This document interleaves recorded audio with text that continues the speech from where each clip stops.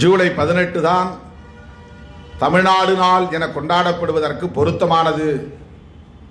திராவிட முன்னேற்றக் கழக அரசு விரைவில் அதற்கான அரசாணையை பிறப்பிக்கும் என்று மாண்புமிகு முதல்வர் அவர்கள் அறிவிப்பு செய்திருக்கிறார். அப்படி என்றால் நவம்பர் 1 மொழிவழி அடிப்படையிலே மாநிலங்கள் உருவான நாள்.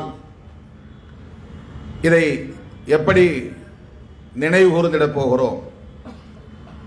அல்லது அப்படியே அதை கண்டும் காணாமல் விட்டுவிடப் போகிறோமா என்கிற கேள்விகள் எழுந்துள்ளன. முதல்வரின் அறிவிப்பை வரவேற்று அதற்கு ஆதரவு நல்கி அறிக்கைகள் வெளியாகி இருக்கின்றன. எதிர்த்தும் அறிக்கைகள் வெளிவந்திருக்கின்றன. இந்த சர்ச்சைகள் எல்லாம், அதாவது இத்தகைய உரையாடல்கள் எல்லாம் தொடங்குவதற்கு முன்னதாகவே நாம் அறிவித்தோம். நவம்பர் 1 தமிழர் இறையாண்மை நாள் என அறிவித்தோம். ஆளுங்கட்சி தரப்பிலும் இது தொடர்பாக எந்த அறிவிப்பும் செய்யாத ஒரு சூழலில், அல்லது எதிர்க்கட்சிகள் அதிமுக தலைமையிலான கூட்டணி கட்சிகள், பாஜக போன்ற கட்சிகள் இது குறித்து கருத்து சொல்லாத சூழலில் விடுதலை சிறுத்தைகள் கட்சியின் சார்பில் நாம் நவம்பர் 1 தமிழர் இறையாண்மை நாளாக கொண்டாடுவோம் என அறிவித்து தலைமையகத்தில் தொடர் மழை இருப்பதாலும் கொரோனா நெருக்கடி இருப்பதாலும் ஒரே இடத்தில், தலைமை இடத்தில் அசோகர் நகரில் அம்பேத்கர் திடலில் எளிமையான முறையில் இதை ஒருங்கிணைப்போம் என்று முடிவு செய்தோம். ஆக அதன்படிதான் இப்போது நாம் இங்கே கூடியிருக்கிறோம். 2 நாட்களுக்கு முன்பு நான் ஒரு ட்வீட் செய்தேன். அரசுக்கு வேண்டுகோள் விடுத்தேன். தமிழ்நாடு நாள் தொடர்பாக அரசாணை பிறப்பிப்பதற்கு முன்பு மொழி இன உணர்வாளர்களையும், தமிழ் அறிஞர்களையும், எல்லை மீட்பு போராளிகளையும், அனைத்து கட்சி தலைவர்களையும் அழைத்து கலந்தாய்வு செய்ய வேண்டும். ஒருமித்த கருத்தை உருவாக்க வேண்டும். நவம்பர் 1 எவ்வாறு கொண்டாடப்பட வேண்டும் என்பதையும் அதிகாரபூர்வமாக அறிவித்திட வேண்டும். ஆகவே மாண்புமிகு முதல்வர் அவர்கள் அனைத்து கட்சி கூட்டத்தை கூட்ட வேண்டும் என்கிற வேண்டுகோளை விடுத்தோம். விடுதலை சிறுத்தைகள் கட்சியின் சார்பில் இன்றைக்கும் கூட செய்தியாளர்கள் சந்திப்பில் அதை நாம் மீண்டும் வலியுறுத்தி இருக்கிறோம். நவம்பர் 1 வரலாற்று சிறப்பு வாய்ந்த நாள். ஜூலை 18 வரலாற்று சிறப்புக்குரிய நாள். ஆகவே இந்த இரு நாள்களையும் நாம் நினைவு கூறுவது அவசியமானது, தவிர்க்க இயலாதது, இன்றியமையாதது. தமிழக அரசு எந்த முடிவையும் எடுக்கட்டும், ஆனால் அதற்கு முன்னதாக ஜனநாயக முறைப்படி அனைவரையும் அழைத்து பேசி ஒருமித்த கருத்துருவாக்கத்தை செய்து அதன் அடிப்படையிலே அதிகாரபூர்வமான அறிவிப்பை வெளியிட வேண்டும் என்று நாம் வலியுறுத்தி இருக்கிறோம். இந்த கருத்தரங்கின் ஊடாகவும் நான் மீண்டும் மாண்புமிகு முதல்வர் அவர்களுக்கு இந்த வேண்டுகோளை வலியுறுத்துகிறேன். கூட்டணியில் இருந்து கொண்டே நீங்கள் எதிர்த்து கருத்தை பதிவு செய்திருக்கிறீர்களே என்று ஒரு செய்தியாளர் கேட்டார். இதில் ஆதரவு எதிர்ப்பு என்பதல்ல, ஆதரிப்பதா எதிர்ப்பதா என்பதல்ல. தமிழ் தேசிய இனத்தின் நலன்கள் பாதிக்கப்படாமல் இருக்க வேண்டும். தமிழ் தேசிய உணர்வாளர்கள் இப்படிப்பட்ட கருத்து முரண்களால் பிளவுபடாமல் இருக்க வேண்டும். நம்முடைய முன்னோர்கள் நடத்திய போராட்டங்களில் பங்கேற்றவர்களின் ஈகம் அங்கீகரிக்கப்பட வேண்டும். ஆகவே அந்த அடிப்படையில், கருத்தியல் அடிப்படையில் நாம் இதை விவாதிக்க வேண்டுமே தவிர உண்டு இல்லை என்கிற அடிப்படையில் ஆதரவு எதிர்ப்பு என்கிற அடிப்படையில் இதை அணுகக்கூடாது. இதுதான் விடுதலை சிறுத்தைகளின் நிலைப்பாடு என்று அவர்களுக்கு நான் விளக்கம் சொன்னேன். சேக்குவேரா இங்கே இளஞ்சேக்குவேரா நினைவுபடுத்தினார். 2006ஆம் ஆண்டு எனக்கு தெரிந்த வரையில் தமிழ்நாட்டில் வேறு எந்த அரசியல் கட்சியும் அல்லது இயக்கமும் தமிழக பொன்விழா நிகழ்வுகளை ஒருங்கிணைத்ததாக எனக்கு தெரியவில்லை. ஆனால் விடுதலை சிறுத்தைகள் கட்சியின் சார்பிலே தமிழக பொன்விழா மாநாடுகளை நடத்தினோம். பல இடங்களில் மண்டல வாரியாக ஒருங்கிணைத்தோம். 1956 தமிழகம் மாநில தகுதியை பெற்ற நிலையில், மொழிவழி அடிப்படையில் பிரிந்த நிலையில் 2006 என்பது 50 ஆண்டுகளை நிறைவு செய்கிற ஒரு ஆண்டு. ஆகவே அதை தமிழக பொன்விழா ஆண்டு என்று நாம் அறிவித்து தமிழக பொன்விழா மாநாடுகளை நடத்தி ஆங்காங்கே தீர்மானங்களை நிறைவேற்றி இருக்கிறோம். இந்த தீர்மானங்களை எல்லாம் நாம் தொகுத்தால் அதுவே ஒரு ஆவணமாக அமையும். ஆகவே அன்றைக்கும் இந்த இறையாண்மை குறித்து நாம் பேசினோம்.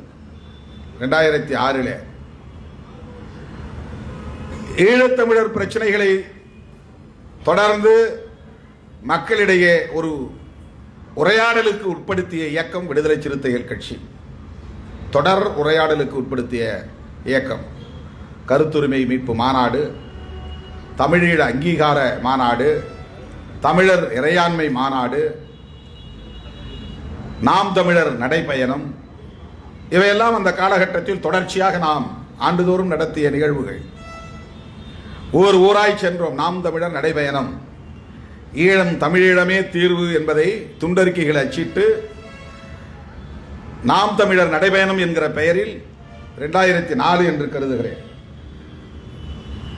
தமிழ்நாடு முழுவதும் ஊர் ஊராக போனோம். நம்முடைய உணர்ச்சி பாவலர் காசி ஆனந்தன் அவர்களை வைத்து நாம் காஞ்சிபுரம் மாவட்டம் என்று கருதுகிறேன் அங்கே தொடங்கி வைத்தோம். அவர்தான் தொடங்கி வைத்தார். ஆகவே அந்த தமிழீழத்தை அங்கீகரிக்க வேண்டும், அதை மேலும் வெகு மக்களிடையே கொண்டு போய் சேர்க்க வேண்டும் என்கிற அடிப்படையில் தமிழர் இறையாண்மை மாநாட்டை தமிழீழ விடுதலையோடு பொருத்தி நடத்தினோம். இந்த எல்லை மீட்பு போராட்டம் அல்லது நவம்பர் 1 என்பதோடு பொருத்தி அல்ல. ஆனாலும் தமிழ்நாட்டுக்கு மட்டும் தனிக்கொடி வேண்டும் என்று கேட்காமல் இந்திய ஒன்றிய அரசு என்பது ஒரு கூட்டாட்சி அடிப்படையில் அமைந்திட வேண்டும், ஃபெடரல் ஸ்ட்ரக்சர். அதனால்தான் அது யூனியன் கவர்மெண்ட் என்று அரசியலமைப்பு சட்டம் சொல்கிறது. அது மக்களால் தேர்ந்தெடுக்கப்பட்ட அரசு என்பதை விட மாநிலங்களின் ஒன்றியம் கூடி உருவான அரசு என்கிற பொருளில்தான் அந்த கூட்டாட்சி தத்துவ அணுகுமுறை அரசியலமைப்பு சட்டத்திலே இணைக்கப்பட்டிருக்கிறது. தோழர் வெளியிட்டிருக்கிற அறிக்கை ஒன்றில் பார்த்தேன், இப்போது என்னிடத்தில் அவர் தந்தார்.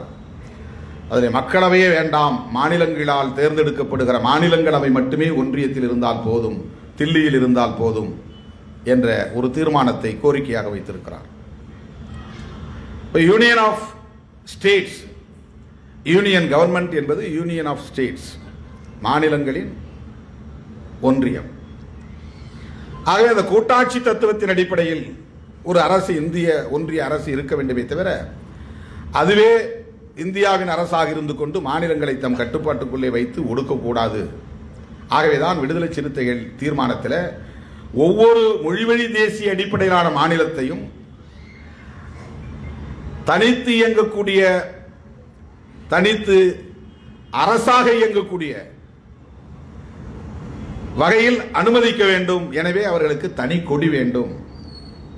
அந்த அடிப்படையில் தான் தாயகம், தேசியம், தன்னாட்சி என்கிற தமிழீழ போராட்டத்தில் முன்வைக்கப்பட்ட அந்த கோரிக்கைகளை அல்லது அந்த கொள்கை நிலைப்பாடுகளை அல்லது அந்த கோட்பாட்டை விடுதலை சிறுத்தைகள் இந்த மண்ணுக்கும் பொருத்தி தமிழ்நாட்டுக்கும் தாயகம் உண்டு, தமிழ்நாட்டுக்கும் தேசியம் என்கிற அடையாளம் உண்டு, தமிழ்நாட்டுக்கும் தன்னாட்சி என்கிற அதிகாரம் தேவை, அதுதான் இறையாண்மையின் கூறுகள். அந்த அடிப்படையில் தான் தமிழர் இறையாண்மை மாநாட்டிலே நாம் தீர்மானங்களை நிறைவேற்றுகிற போது தமிழ்நாட்டுக்கு மட்டும் என்று கேட்காமல் இந்தியாவில் உள்ள மொழிவழி அடிப்படையிலான அனைத்து மாநிலங்களுக்கும், அனைத்து தேசிய இனங்களுக்கும் தனி கொடியை ஏற்றிக்கொள்வதற்கு அனுமதிக்க வேண்டும் என்கிற தீர்மானத்தை நிறைவேற்றியிருக்கிறோம். அந்த அடிப்படையில் தான் தோழர்களே நாம் நவம்பர் 1 என்கிற இந்த நாளை, அப்போது ஜூலை 18 பற்றி நாம் சிந்திக்கவில்லை. நவம்பர் 1 என்பதை மட்டும் கருத்திலே கொண்டு இந்த நாளை தமிழ்நாடு நாள் என்று அறிவிப்பதற்கு பதிலாக தமிழர் இறையாண்மை நாள் என்று கருத்தியல் அடிப்படையிலே அறிவிக்க வேண்டும் என்று நாம் அரசுக்கும் வேண்டுகோள் விடுத்தோம். நாமும் அதை கடைபிடிப்போம். ஒரு முன்மாதிரியாக நாம் அதை நடத்தி காட்டுவோம் என்கிற அடிப்படையில் தான் இதை ஒருங்கிணைத்திருக்கிறோம். இதை குதர்க்கவாதிகள் திமுகவுக்கு எதிராக திருமாவளவன் தீர்மானம் போடுகிறார், திமுகவுக்கு எதிராக பேசுகிறார் என்று ஒன் இந்தியா என்கிற ஒரு வெப்சைட்டிலே எழுதியிருக்கிறார்கள். கம்பி எண்ண போகிறார், களி திங்க போகிறார், ஸ்டாலின் ஆட்சியை கலைக்க திட்டமிடுகிறார். திரிபுவாதிகள் கருத்தின் உண்மையை சொல்லாமல், அதன் ஆழத்தை புரிந்து கொள்ளாமல், புரிந்தாலும் அதை மூடி மறைத்து கூட்டணிக்குள்ளே ஒரு குழப்பத்தை உருவாக்க வேண்டும் என்கிற அடிப்படையிலே அவர்கள் முயற்சிக்கிறார்கள். இவர்கள் நினைப்பதை போல் எளிதில் உணர்ச்சி வயப்பட்டு இவர்கள் சதிவலையிலே சிக்கிக்கொள்ளுகிற சராசரி ஆள் அல்ல திருமாவளவன் என்பதை அந்த புதர்க்கவாதிகளுக்கு, குழப்பவாதிகளுக்கு, கூமுட்டைகளுக்கு உணர்த்த நான் கடமைப்பட்டு இருக்கிறேன். மாற்று கருத்து சொல்வதனாலேயே ஒரு உறவை துண்டித்துக் கொள்ள வேண்டும் என்று ஏதாவது இருக்கிறதா? மாற்று கருத்தை சொல்லுவது என்பது ஒரு ஜனநாயக அணுகுமுறை. சரி என்று பட்டதை சொல்லுவது, அதை அனுமதிப்பது என்பது ஒரு ஜனநாயக பண்பு. திராவிட முன்னேற்றக் கழகம், அதன் தலைமையிலான அரசு இன்றைக்கு எடுத்திருக்கிற இந்த நிலைப்பாட்டையும் கூட நாம் எதிர்நிலையில் வைத்து பார்க்கவில்லை. அதிலும் வரலாறு இருக்கிறது, வரலாற்று சிறப்பு இருக்கிறது, அதற்கான அடிப்படை கூறுகள் இருக்கின்றன. பேரறிஞர் அண்ணாவுக்கு இருந்த முனைப்பை நாம் புரிந்து கொள்ள வேண்டும். அன்றைக்கு நாடாளுமன்றத்திலே விவாதிக்கப்பட்ட அந்த வரலாற்றை எல்லாம் இளம் தலைமுறைக்கு எடுத்துச் சொல்ல வேண்டும். ஆகவே ஜூலை 18ஐயும் நாம் அப்படியே கடந்துவிட முடியாது, மறந்துவிட முடியாது, தவிர்த்து விட முடியாது, வரலாற்றை மூடி மறைத்து விட முடியாது. வெள்ளையர்களின் ஆதிக்கத்திலிருந்து நாடு ஆகஸ்ட் 15 விடுதலை பெற்றதை சுதந்திர நாள் என்று நாம் கொண்டாடுகிறோம். தனித்து இயங்கக்கூடிய வல்லமையை பெறுகிற போது நமக்கான இறையாண்மையை நிலைநாட்டுகிற நாளாகத்தான் ஜனவரி 26 குடியரசு நாள் என்று கொண்டாடுகிறோம். 2 முறை எதுக்கு குடியேற்றுகிறோம்? ஆதிக்கம் அகன்ற நாள் ஆகஸ்ட் 15, தனித்துவத்தை நிலைநாட்டிய நாள், இறையாண்மையை வென்ற நாள், அதிகாரபூர்வமாக இந்திய இறையாண்மையை உலகுக்கு பிரகடனப்படுத்திய நாள் ஜனவரி 26. அப்படி 2 நாளும் வரலாற்று முக்கியத்துவம் வாய்ந்த நாளாக கொண்டாடப்படுவதைப் போல நவம்பர் 1, ஜூலை 18 இரண்டும் வரலாற்று முக்கியத்துவம் வாய்ந்த நாட்கள் தான். இதில் ஒன்றும் சமரசம் செய்து கொண்டதாக புரிந்து கொள்ள வேண்டிய தேவையில்லை. குதர்க்கவாதிகள் சொல்லுவார்கள், இவருக்கு எதிர்க்க முடியல, அதனால தான் ஜூலை 18 வேண்டான்னு இவரால் சொல்ல முடியல. ராமதாஸ் சொல்றாரு இல்லையா, ஏன் இவர் சொல்ல மாட்டேங்கிறாரு? குதர்க்கவாதிகள் சொல்லுவார்கள். ஏன்னா இந்த எஸ்ஆர் நோ ஹேபிட் உள்ளவங்க, ஒன்று உண்டுன்னு சொல்லு, இல்லைன்னா இல்லைன்னு சொல்லு. வச்சா குடுமி எடுத்தா மொட்டை, வச்சா குடுமி எடுத்தா மொட்டைங்கிற டைப். அதற்கிடையில் எவ்வளவோ இடைவெளி இருக்கிறது. உண்டு இல்லை என்பதற்கு இடையில் எவ்வளவோ இடைவெளிகள் இருக்கின்றன, எவ்வளவோ முரண்கள் இருக்கின்றன, எத்தனையோ டைமென்ஷன்ஸ், எத்தனையோ பரிமாணங்கள் இருக்கின்றன. மல்டி டைமென்ஷனல் அப்ரோச் என்பது அவசியமானது.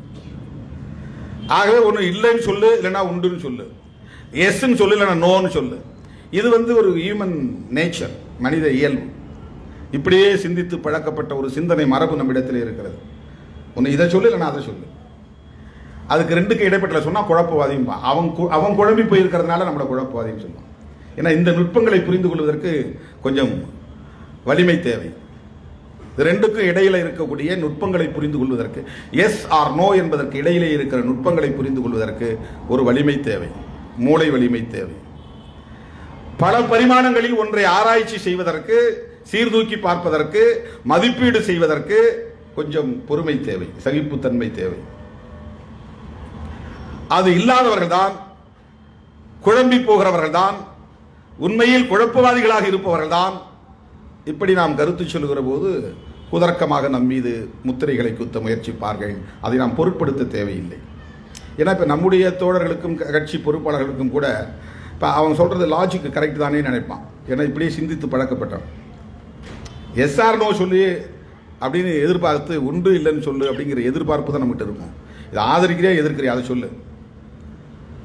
இப்படி கராரா ஒரு முடிவை ஆதரவு எதிர்ப்புலாம் எடுக்க வேண்டிய அவசியம் கிடையாது. அதில் உள்ள உண்மையான கூறுகள் என்ன, உண்மையான சிக்கல்கள் என்ன, அதை நாம் சீர்தூக்கி பார்க்க வேண்டிய தேவை இருக்கிறது. அந்த அடிப்படையை பார்க்கிற போது 2 நாட்களும் வரலாற்று சிறப்பு வாய்ந்த நாட்கள் தான். 2 நாட்களும் தமிழர் இனத்தால், தமிழ் மக்களால் நினைவு கூர்ந்திட வேண்டிய நாட்கள் தான், போற்றப்பட வேண்டிய நாட்கள் தான், கொண்டாடப்பட வேண்டிய நாட்கள் தான். அந்த வகையிலே விடுதலை சிறுத்தைகள் நவம்பர் 1 இறையாண்மை நாள் என்று அறிவித்திருப்பதில் அரசியல் நிலைப்பாடு, கருத்தியல் புரிதல் அடங்கி இருக்கிறது என்பதை நான் உணர்த்த, வலியுறுத்த கடமைப்பட்டிருக்கிறேன். ஏதோ ஒரு அலங்கார சொல்லாக இதை பயன்படுத்தவில்லை, அல்லது மற்றவரிடமிருந்து மாறுபட்டு சிந்திக்கிறோம் என்று காட்டிக்கொள்வதற்காக இதை நாம் கையாளவில்லை. 10-11 ஆண்டுகளாக தொடர்ந்து இந்த சொல்லாடலை நாம் கையாண்டு வருகிறோம். அந்த அடிப்படையில் இப்போது நாம் இதை அறிவித்திருக்கிறோம். நான் வரும்போது தோழர் பொழிலன் அவர்கள் இறையாண்மை என்கிற சொல்லுக்குள்ள விளக்கத்தை சொன்னார். இறை என்றால் அரசு என்றும் ஒரு பொருள் உண்டு, இறைவன் என்றால் அரசன் என்றும் பொருள் உண்டு.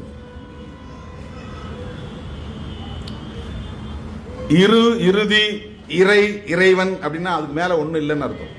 டாப், அதுதான் அல்டிமேட். அரசன் தான் பவர்ஃபுல், அதுக்கு மேல அவனுக்கு மேல யாரும் கிடையாது. அதனால தான் அவன் இறைவன். வயிறுங்கிற சொல்லுக்கு கூட இருன்னு முடியுது பாருங்க. வாய் இறுதி, அதுக்கு மேல அதுவரை நீங்க உணவு போகும். அதுக்கப்புறம் குடல், அதுக்கப்புறம் குடல். வாயின் இறுதி அதுதான் வயிறு. அந்த இருங்கிற சொல் இறுதி என்பதை குறிப்பது. முடிங்கிறது பாருங்க, முடினா அதுக்கு வேற, அதுக்கு பேர் முடி. ஏன்னா இது மேல முடிஞ்சிருது வளர்ச்சி, அது மேல கிடையாது. மயிருக்கு மேல வளர்ச்சி கிடையாது. உடம்புல ஒவ்வொரு செல்லும் வளர்ச்சி அடைஞ்சிட்டே வருது. இதுவும் செல்லு தான், உடம்பில் உள்ள செல்கள் தான். இதுவும் செல்களின் வளர்ச்சி இதோடு முடிகிறதுனால தான் இது பேர் முடி. இப்போ முடிங்கிற சொல்லுக்கு எப்படி பொருள் இருக்கிறதோ அப்படி மாதிரி இருங்கிற சொல்லுக்கும் இறைங்கிற சொல்லும் அதுதான் அல்டிமேட்னு அர்த்தம். அதுதான் எண்டு. கடல் கடந்து போய்கிட்டே இருக்கு, அதுக்கப்புறம் முடியாது, கடக்க முடியாது, கடல்ல போய் முடிஞ்சிருது. தமிழில் இருக்கிற ஒவ்வொரு சொல்லும் ரொம்ப பொருத்தமான சொற்கள். மலையில விழுந்தது கடந்து கடந்து கடந்து உருண்டு உருண்டு உருண்டு உருண்டு ஓடி அங்க நின்று போகுது கடல். அதுக்கு மேல கடக்காத, கடக்க முடியாது, கடக்க முடியாது. அதுக்கப்புறம் இடம் இல்லை. இப்படி ஒவ்வொரு சொல்லுக்கும் தமிழிலே ஆழமான பொருள் உண்டு என்பதை போல இறை என்கிற சொல்லுக்கு அரசு என்று பொருள், இறைவன் என்ற சொல்லுக்கு அரசன் என்று பொருள். அரசன் இருக்கிற இடத்துக்கு பேர் தான் கோவில். கோன்னா அரசன், கோவில்னா இல்லம், அரசனுடைய இல்லம் தான். அப்பெல்லாம் பார்லிமெண்ட் கிடையாது, சட்டமன்றம் கிடையாது. முதலமைச்சர் செக்ரட்டரியேட்ல இருப்பாருன்னு சொல்ற மாதிரி அரசன் எங்க இருப்பார்னா அவர் இருக்கிற இடம் தான் கோயில். அங்கதான் இருப்பார். அங்கதான் அங்க ஆயுதங்கள் அங்கதான் இருக்கும், அரசவை அங்கதான் கூடும், மந்திரிகள் அங்கதான் உட்கார்ந்துருப்பாங்க, புலவர்கள் அங்கதான் இருப்பாங்க. அரசன் இருந்து அரசு பரிபாலனம் செய்த இடம் தான் கோயில். அந்த கோயில்ங்கிற சொல்லுக்கு அதான் பொருள். ஆகவே இறையாண்மை என்றால் ஆண்மை என்பது ஏதோ ஆண்களுக்குரிய விஷயம் நினைக்கிறோம், தப்பு. ஆளுமை என்பதுதான் ஆண்மை என்றாகிறது, பேணுமை என்பதுதான் பெண்மை என்றாகிறது. இது பல கூட்டங்களை நான் பேசியிருக்கிறேன். பேணி பாதுகாத்தல், கணவனை பேணி பாதுகாக்கிறாள், பிள்ளைகளை பேணி பாதுகாக்கிறாள், முதியவர்களை பேணி பாதுகாக்கிறாள். அந்த பேணுமை பண்பு பெண்களுக்கு அதிகம் உண்டு. பேணுமை என்பதுதான் பெண்மை, ஆளுமை என்பதுதான் ஆண்மை. அதனால் பெண்களுக்கும் ஆண்மை உண்டு, ஆண்களுக்கும் பெண்மை உண்டு. ஒருவன் பேணி பாதுகாக்கிற பண்பை பெற்றவனாய் இருந்தால் அவன் பெண்மையுள்ள ஆண்மை, பெண்மையுள்ள ஆண். ஆளுமை பண்புள்ள ஒரு பெண் இருந்தால் அவள் ஆண்மை உள்ள பெண். ஆண்மைங்கிறது ஒரு கொச்சையான புரிதலாக பார்க்க வேண்டிய அவசியம் இல்லை. ஆளுமை என்பதுதான் ஆண்மை. எனவே இறையாண்மை என்றால் அரசாண்மை என்று பொருள், இறையாண்மை என்றால் அரசாளுமை என்று பொருள். இப்ப நம்ம தமிழர் இறையாண்மை என்று சொன்னால் அதுக்குள்ள வந்துருது தாயகம், தேசியம், தன்னாட்சி. தாயகம்னா தமிழ் மொழி பேசக்கூடிய ஒரு தேசிய இனம் தன்னுடைய வாழிடமாக, நிலப்பரப்பாக, தாய் நிலமாக ஒரு பகுதியை, ஒரு டெரிட்டரி என்று ஆங்கிலத்திலே சொல்வார்கள், அதை ஏற்றுக்கொள்வது, அதை தங்களுடைய தாயகமாக ஏற்றுக்கொள்வது, தாயகமாக கொண்டிருக்கிறார்கள், தாயகமாக அங்கீகரிக்க வேண்டும், தாயகமாக அனுமதிக்க வேண்டும். எங்களுடைய தாயகம் இது. அப்ப ஒரே மொழியை பேசக்கூடிய பெரும்பான்மை மக்கள் ஒரு இடத்திலே கூடி வாழ்கிற போது அது ஒரு தேசம் என்கிற தகுதியை பெறுகிறது. தேசம் என்பதிலிருந்து தான் தேசியம். தேசியங்கிறது வெறும் வார்த்தை சொல் என்று பார்த்துக்கூடாது. காங்கிரஸ்காரனை கேட்டால் கூட நாங்கள் தேசியவாதியும்பா. காங்கிரஸ்காரன் கேட்டால் தேசியவாதி, தேசியவாதினா இந்தியவாதி அப்படின்னு அதுக்கு பொருள் அவங்களுடைய பார்வையில். ஏன்னா இந்தியா என்பது ஒரு தேசமாக்கப்பட வேண்டும் என்கிற பார்வை அன்றைய விடுதலை போராட்ட தலைவர்கள் அனைவருக்கும் இருந்தது. இந்தியாங்கிறது ஒரு தேசமா இல்லை, சமஸ்தானங்களாகவும் வெள்ளையர்களின் ஆட்சிக்கு உட்பட்ட பிரிட்டிஷ் இந்திய பகுதிகளாகவும் துண்டு துண்டாக சிதறி கிடந்த பல்வேறு நாடுகளை கொண்ட ஒரு நிலவரப்பு. கண்ட்ரிங்கிறது வேற, நேஷன்ங்கிறது வேற. கூட கண்ட்ரி ஃபூல் அப்படிமா. இது நாட்டு மருந்து, இது நாட்டு பால், இது நாட்டு கரும்பு, இது நாட்டு கம்பும்பா. இது நாட்டு கம்பு, அது என்ன கம்பு? அது விவசாய கம்பும்பா, சீம கம்பும்பா. அயல் நாடுகளிலிருந்து இறக்குமதி செய்யப்பட்டா அல்லது கலப்பினம் செய்யப்பட்டா அது சீமக்கம்பு, வேற கம்புன்னு சொல்லுவாங்க. கம்பு வியாபாரம் விவசாயம் செய்யறாங்க. நாட்டு கரும்பு ஹைபிரிட்ல வர்றதை நாட்டு கரும்புன்னு சொல்ல மாட்டாங்க. அங்கேயே தோன்றி அங்கேயே வளர்ந்து அது எப்படி ஆதி காலத்திலிருந்து இருந்ததோ அந்த கரும்பை நாட்டு கரும்புன்னு சொல்லுவாங்க. இப்ப இந்த நாட்டுங்கிற சொல்லுதான் கண்ட்ரி. நாடுங்கிறது தேசம்ங்கிறது ரெண்டுக்கும் வேறுபாடு இருக்கிறது. நேஷனாலிட்டி அப்படிங்கிற இடத்துல இப்ப நாம் எல்லாம் தமிழ் தேசியம் பேசுறோம். நேஷனாலிட்டிங்கிற இடத்துல தமிழன் நம்ம போட முடியுமா? இப்போ என்ன போடுறோம்? இந்தியன் போடுறோம். ஏன்? India is a nation according to the constitution. இந்திய அரசமைப்பின்படி இந்தியா ஒரு தேசம். இதை ஒரு தேசமாக கட்டமைக்க வேண்டும் என்கிற அடிப்படையில் உருவாக்கப்பட்ட ஒரு கொள்கை அறிக்கை தான் கான்ஸ்டிடியூஷன் ஆஃப் இந்தியா. அது எல்லோரும் நம்ம சட்டம் வரும். அது உள்ளபடியே சொல்ல போனா ஒரு புதிய இந்தியாவை கட்டமைப்பதற்கான ஒரு மேனிஃபெஸ்டோ. எப்படி ஒரு கம்யூனிஸ்ட் அறிக்கையோ அதுபோல கான்ஸ்டிடியூஷன் ஆஃப் இந்தியா என்பது ஒரு இந்திய தேசத்தை கட்டமைப்பதற்கான ஒரு கொள்கை அறிக்கை. அது அதை நம்ம ஆக்ட்னு சொல்றோம். அப்படின்னா அவன் கான்ஸ்டிடியூஷனல் ஆக்ட்னு அதை சொல்லியிருக்கணும். ஏன் சொல்லலை? கான்ஸ்டிடியூஷனல் லா அப்படின்னு ஏன் சொல்லலை? தி கோட் ஆஃப் கான்ஸ்டிடியூஷன் அப்படின்னு ஏன் சொல்லலை?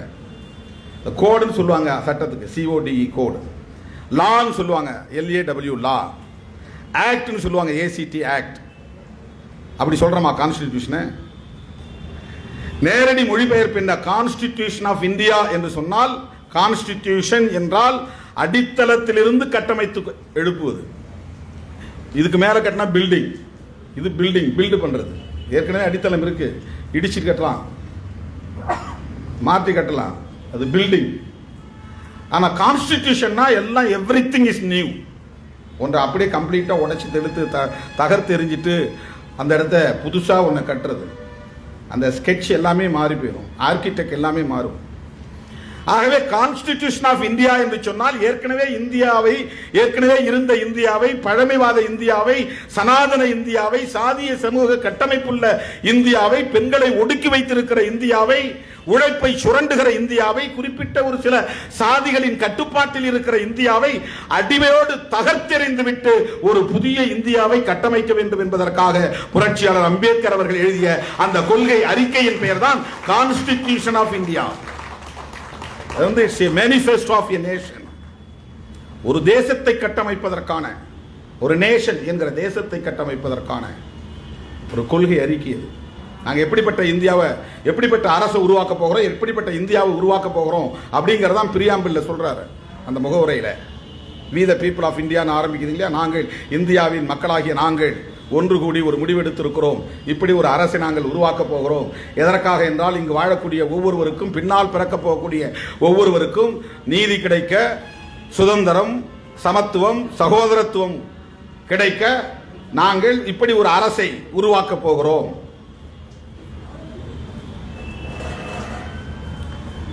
அதுதான் கொள்கை அறிக்கை.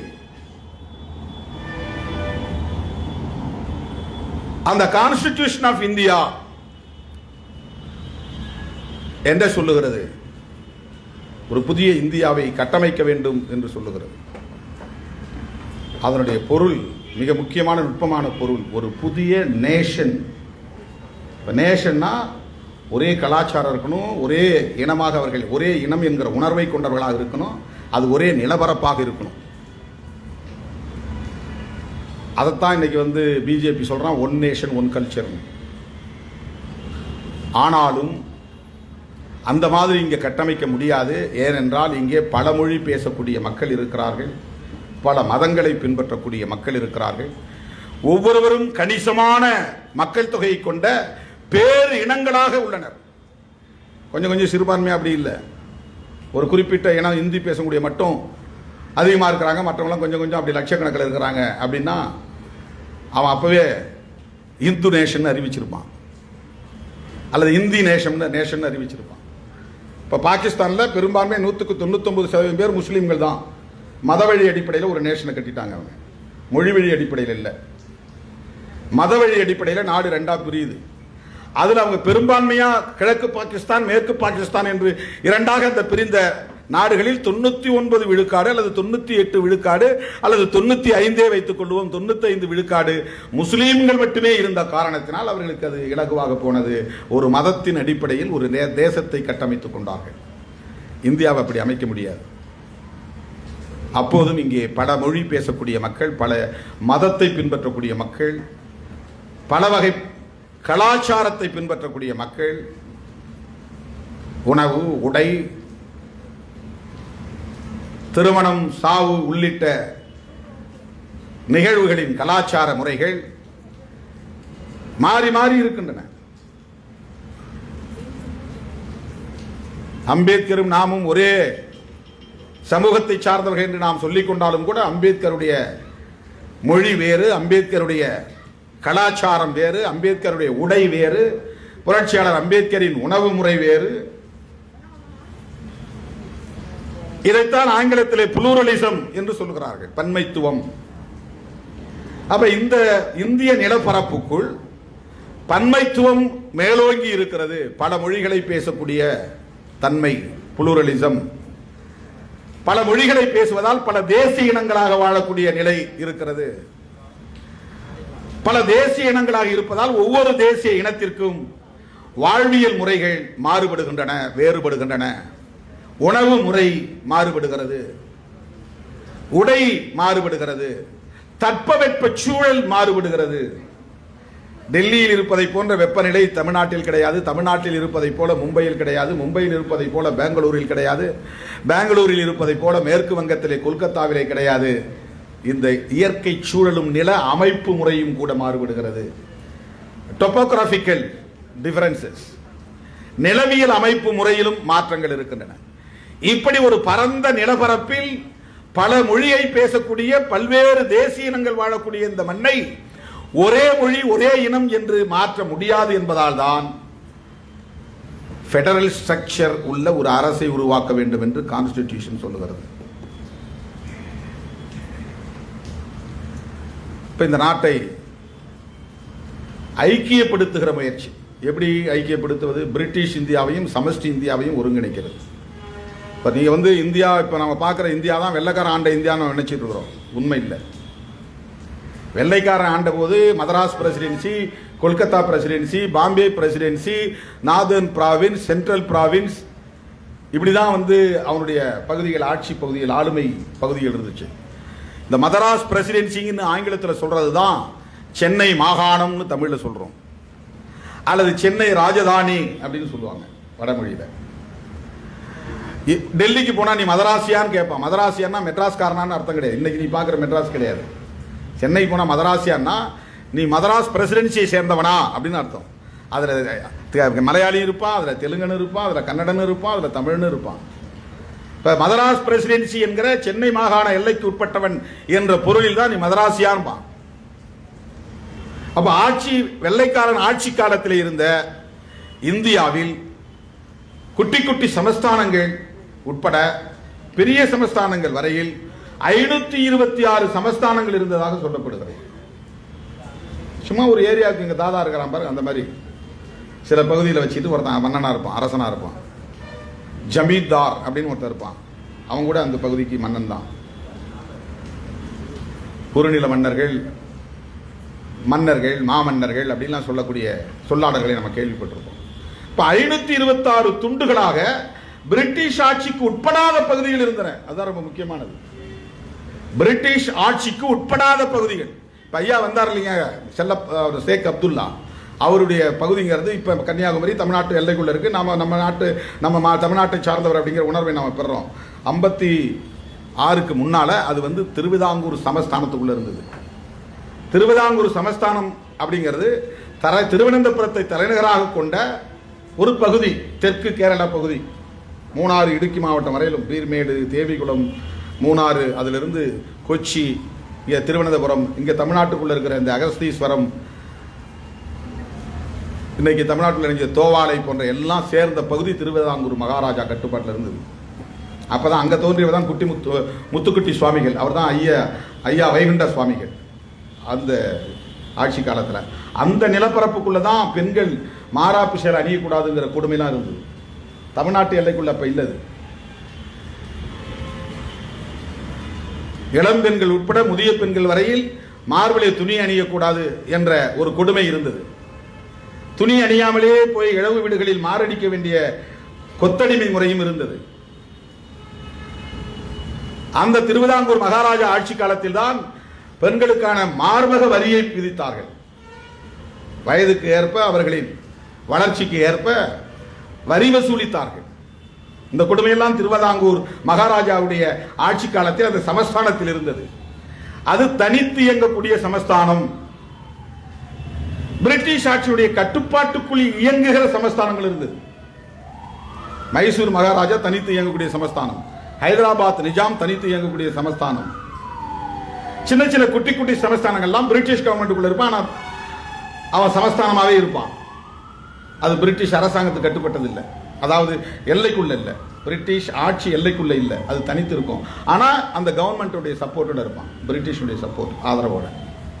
அப்போ பிரிட்டிஷ் அரசாங்கத்தின் கட்டுப்பாட்டில் இருந்த சமஸ்தான பகுதிகள், தனித்து இயங்கிய சமஸ்தான பகுதிகள், பிரிட்டிஷ் ஆட்சியின் எல்லைக்குட்பட்ட நிலப்பரப்புகள், இவை எல்லாவற்றையும் சேர்த்து ஐக்கிய இந்தியாவை உருவாக்கக்கூடிய ஒரு முயற்சி நடந்தது. இப்போ இன்றைக்கி தெலுங்கானா பகுதின்னு சொல்கிறோம் இல்லையா, அது வந்து தனிச்சு தான் இருந்தது. நாங்கள் வந்து சேர முடியாதுன்ட்டாங்க. ஹைதராபாத் சமஸ்தானம் வந்து உங்க கூட சேர முடியாது, நாங்கள் தனித்து இருப்போம்னு சொல்லிட்டோம். அப்போ பண்டிட் ஜவஹர்லால் நேரு உள்துறை அமைச்சராக இருந்த வல்லபாய் பட்டேல் அங்கே வந்து மிலிட்டரியை அனுப்பி அச்சுறுத்தி சேர்த்துக்கிட்டாங்க. இதெல்லாம் நடந்தது, நாடு விடுதலை பெற்ற பிறகு நடந்தது. ஜம்மு காஷ்மீர் பெரும்பான்மை முஸ்லீம் இருக்கக்கூடிய பகுதி. அவன் பாகிஸ்தானோடு போகணும்னு ஒரு சிலர் முடிவு பண்றான். அந்த நாட்டை ஆண்ட மன்னன் அப்ப வந்து ஒரு இந்து, அவன் இந்தியாவோடு நாங்கள் வந்துடுறோம்னு முடிவு பண்றான். அப்ப ஏற்பட்ட அக்ரிமெண்ட் தான் 370 ஆர்டிகிள் நம்முடைய அரசமைப்பு சட்டத்தில் வந்தது. என்னன்னா, இங்க யாரும் வந்து உங்களோட நாங்கள் இருக்கிறோம், உங்க பார்லிமெண்ட்டை நாங்கள் ஏத்துக்கிறோம், ஆனா எங்க சட்டமன்றம் தான் எங்களுக்கான பார்லிமெண்ட், நாங்க போடுற இங்க நிறைவேற்ற மசோதாவே எங்களுக்கான சட்டம். எங்க பகுதிக்குள்ள நீ இந்தியாவில இருந்து யாரும் வந்து வீடு வாங்கக்கூடாது, பங்களா வாங்கக்கூடாது, நிலம் வாங்கக்கூடாது, காடு வாங்கக்கூடாது, கல்யாணம் பண்ணக்கூடாது. இந்த கண்டிஷனோட ஒத்துக்கிட்டா நான் உன்னோட வரேன், ஒத்துக்கலைன்னா நான் பாகிஸ்தானோட போயிடுறேன். அப்போ பண்டிட் ஜவஹர்லால் நேரு எல்லாரும் என்ன சொன்னாங்க, சரி உன் கண்டிஷனை நாங்கள் ஏற்றுக்கிறோம், நீ என் கூட வந்துரு. அப்படிதான் ஜம்மு காஷ்மீருக்கு சேர்ந்து அதை தான் இன்னைக்கு காலி பண்ணிட்டாங்க மோடி தலைமையிலான கும்பல். 370 ஆர்டிகிளையே தூக்கிட்டாங்க. ஒரு ஸ்டேட் அந்தஸ்தில் இருந்த ஜம்மு காஷ்மீர் மாநிலத்தை 3 துண்டா உடைச்சிட்டாங்க, யூனியன் டெரிட்டரியா உடைச்சிட்டாங்க. லடாக் வந்து புத்திஸ்ட் ஏரியா, ஜம்மு வந்து இந்துக்கள் ஏரியா, காஷ்மீர் தான் முஸ்லீம்கள் ஏரியா. ஜம்மு காஷ்மீர் லடாக்னு 3 பகுதி இருக்கு. இதுல எல்லாத்துலயும் வந்து முஸ்லீம்கள் கிடையாது. காஷ்மீர் பகுதியில் மட்டும்தான் முஸ்லீமு. ஜம்மு பகுதியில் அதிகமாக இந்துக்கள் தான் இருக்கிறாங்க. எனவே இதை நாங்கள் 3ஆக உடைக்கிறேன்னு 3ஆக உடைச்சிட்டாங்க. இது ஒரு வரலாறு புரிதலுக்காக சொல்றேன். எனவே பிரிட்டிஷ் ஆட்சி காலத்தில் நாடு விடுதலை பெறுகிற அந்த சூழலில் இதையெல்லாம் ஒன்று சேர்க்க வேண்டிய தேவை இருந்தது. ஒன்று சேர்த்துட்டாங்க. அதனால தான் வல்லபாய் பட்டேலுக்கு வந்து இந்தியாவின் பிஸ்மார்க்னு சொல்லுவாங்க. அதாவது ஐரோப்பிய நாடுகள்லாம் செதறி கிடந்த போது அதெல்லாம் ஒன்னா இணைச்சு யூரோப்பியன் யூனியன் உருவாக்குறதுல பெரும்பங்கு அளித்தவர் பிஸ்மார்க்ங்கிற ஒரு தலைவர்.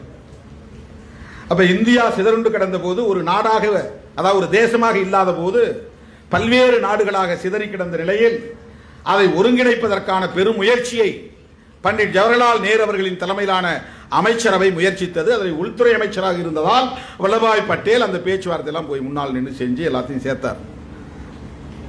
அதில் ஒரு அருமையான ஒரு கருத்து அன்னைக்கு நம்முடைய ஷேக் அப்துல்லா ஐயா கொடிக்கால் செல்லப்பையா சொன்னார். பண்டிட் ஜவஹர்லால் நேருகிட்டே போய் நேராக கேட்டாங்க, தீவிரமான ஆர்எஸ்எஸ் காரனை எப்படி உங்கள் அமைச்சரவையில் சேர்த்து வச்சிருக்கிறேன்னு.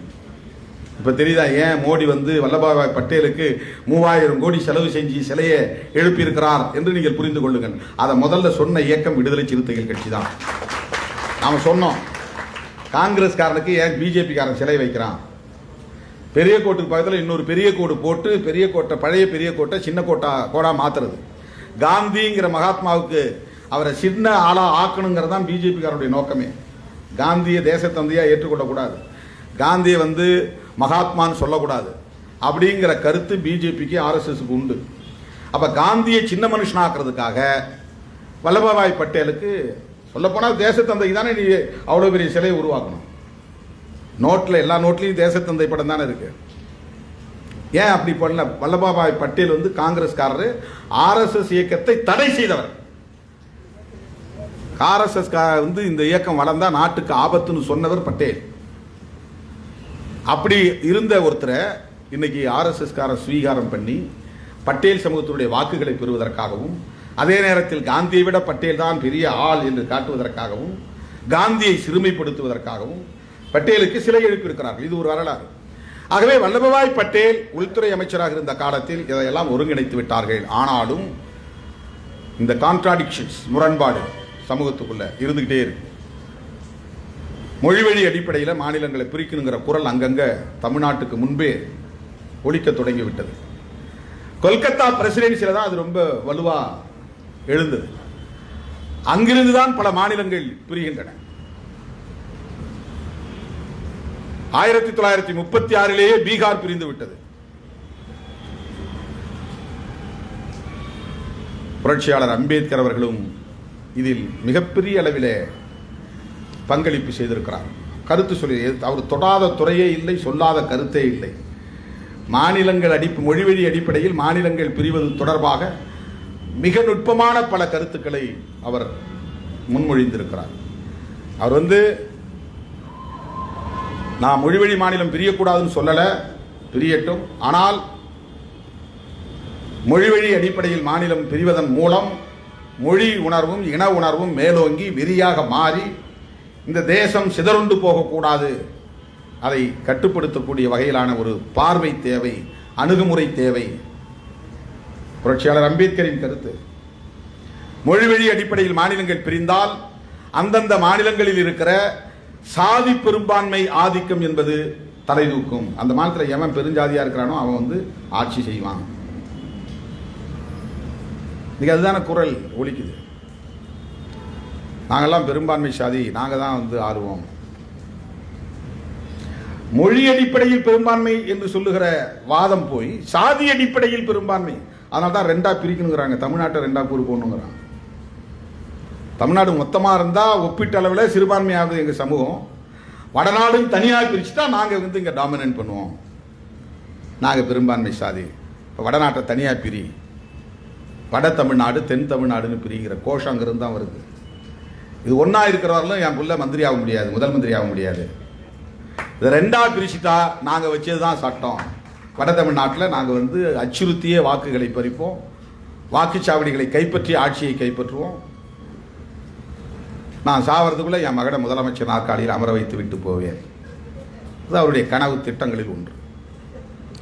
இப்படியெல்லாம் இவர்கள் சிந்திப்பார்கள் என்பதை 1950களிலேயே புரட்சியாளர் அம்பேத்கர் அவர்கள்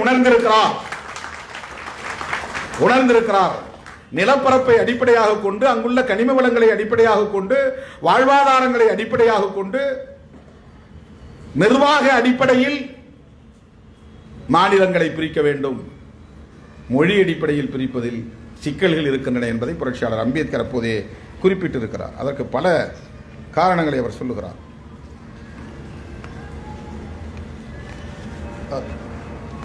அதெல்லாம் எடுத்து சொல்ல இங்கே நேரம் இல்லை. ரொம்ப கடுமையாக சொல்றார். நான் ஒரே கருத்தில் நின்று பிடிவாதமாக பேசக்கூடியவன் இல்லை, மாற்றிக்கொள்ளக்கூடியவன் என்று கட்டுரைகளாக எழுதியிருக்கிறார். பாராளுமன்றத்திலும் பேசியிருக்கிறார். ஏன்னா அவர் இருந்தது பாம்பே பிரசிடென்சி. அது எப்படி இங்கே சென்னை மாகாணங்கிறோமோ அது மாதிரி பம்பாய் மாகாணம். இன்னைக்கு அது மும்பைன்னு ஆயிடுச்சு, பம்பாய் மாகாணம். அங்க மொழி அடிப்படையில் பிரிந்தால் என்ன பாதிப்புகள் ஏற்படும் அப்படிங்கிறதுலாம் அவர் சொல்றார். அங்க பெரும்பான்மை சாதிகளா யார் யார் இருக்கிறாங்க, அவங்களுடைய கொட்டம் தலை தூக்கும். மொழி அடிப்படையில் ஒரு தேசிய இனத்துக்கும் இன்னொரு தேசிய இனத்துக்கு இடையில பகையை உருவாக்குவார்கள், அரசியல் ரீதியான முரண்கள் உருவாகும் அப்படின்லாம் அவர் உணர்ந்து பேசியிருக்கிறார். இப்போ பிரிச்சாச்சு. மொழி வழி அடிப்படையில் அதுக்கு கமிஷனை போடுறாங்க. அந்த கமிஷன் முதல்ல போட்ட கமிஷன், இந்த தார் கமிஷன்ங்கிறது மொழி வழி அடிப்படையில் மாநிலங்களையே பிரிக்கக்கூடாதுன்னு சொல்லிடுறான். அதுக்கப்புறம் ஃபசல் அலி அவர்களின் தலைமையில் ஒரு கமிட்டி போடப்படுகிறது. அதுதான் ஸ்டேட் ரீஆர்கனைசேஷன் கமிட்டி, மாநில மறுசீரமைப்பு குழு. அதனுடைய பரிந்துரையின் அடிப்படையில் தான் அதன் பிறகு மொழிவழி அடிப்படையில் மாநிலங்களை பிரிப்பது என்ற முடிவுக்கு வருகிறார்கள். தென்னிந்தியாவை பொறுத்தவரையில் தட்சிண பிரதேசம் சொல்லுவாங்க. தட்சிண பிரதேசம்னா தென்னிந்திய மாநிலங்கள்னு அர்த்தம். தக்ஷணா அப்படின்னா தெற்குன்னு அர்த்தம். அதை தக்கான பீடபூமின்னு நாம் சொல்லுவோம். அது தக்ஷண பீடபூமி. தட்சிண மாற நாடார்கள் நீங்க எங்கேயாவது பார்த்துருப்பீங்க, அது யாருக்கும் புரியாது. தட்சிணன்னா தெற்கு, மாறன்னா பாண்டி, தென்பாண்டி நாடார்கள் சங்கம் தமிழ் படுத்தினா. தட்சிணாமூர்த்தின்னா தென்னவன் அப்படின்னு அர்த்தம். தெற்கு பகுதியை சார்ந்த கடவுள் சிவன் அப்படின்னு அர்த்தம். சிவனுக்கு பேர் தட்சிணாமூர்த்தி. இப்போ வடக்கு யாரோ ஒரு மூர்த்தி இருந்துக்கிறார், அவர் தான் வைணவ கடவுளாக இருப்பாருன்னு தெரியல, திருமாலா இருப்பாருன்னு நினைக்கிறேன். இந்த தட்சிண பிரதேசம் அப்படின்னு இந்த தென்னிந்தியாவை பிரியும் போது தான் இவங்க தமிழ் அதை தட்சிண பிரதேசம் சொல்ல வேண்டாம், திராவிட நாடுன்னு சொல்லுங்கன்னு திமுக. இந்த பகுதியை திராவிட பூமி தான், திராவிட அரசியலை உள்வாங்கி இருக்கக்கூடிய ஒரு பகுதி, அதனால் நீ இதை திராவிட நாடுன்னு சொல்லலாம் அப்படிங்கிற ஒரு கருத்து இதுக்கு வராங்க. அது ஒரு பெரிய சப்ஜெக்ட், அது நம்ம தனியாக விவாதிக்க வேண்டியிருக்குது. எனவே மொழிவழி அடிப்படையில் மாநிலங்கள் பிரிக்கப்பட்டு விட்டன. முதல்ல தென்னிந்திய பகுதியில் முதல்ல ஆந்திரா தான் பிரியுது. 56 இல்லை, 53.